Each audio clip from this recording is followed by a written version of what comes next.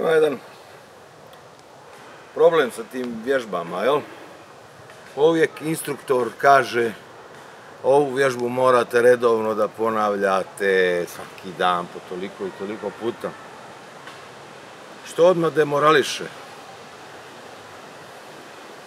Treba reći, ovu vježbu treba da uradite bilo kad, makar samo jednom u životu.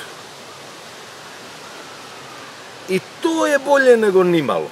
I to samo jednom ako je uradiš, daće izvesne rezultate koji su mjerljivi. Danas, s pomoć sofisticiranih alata, možemo da vršimo veoma precizna mjerenja. Znači, ja sam već sad bolje nego što sam bio.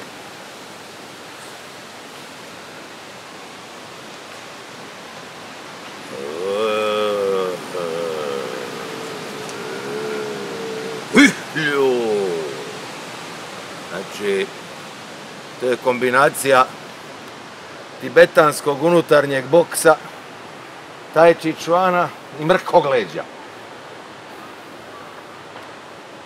Znači, moraš to je takozvano unutarnje mrkogleđe da izbaciš iz sebe. Ja ti ne utiče da se što kaže pojela ga rođena ljutnja.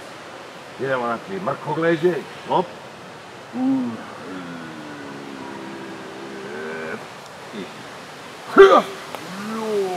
Znači, samo kao.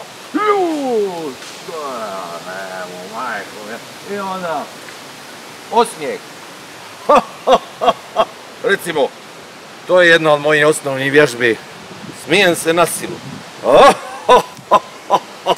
Zašto? Nije zato što sam lud, nego dijafragma radi tog momenta i vrši se aeracija organizma. Idemo još jednom, dakle, da ponovimo. Znači, mrkogleđe. Sabiješ svo svoje neraspoloženje. Izraz lica.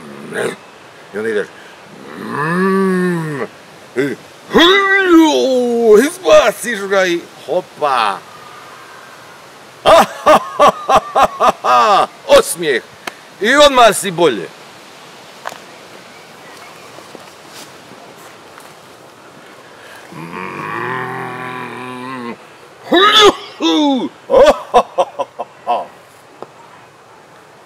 Eto, ponovio sam je već 3 puta.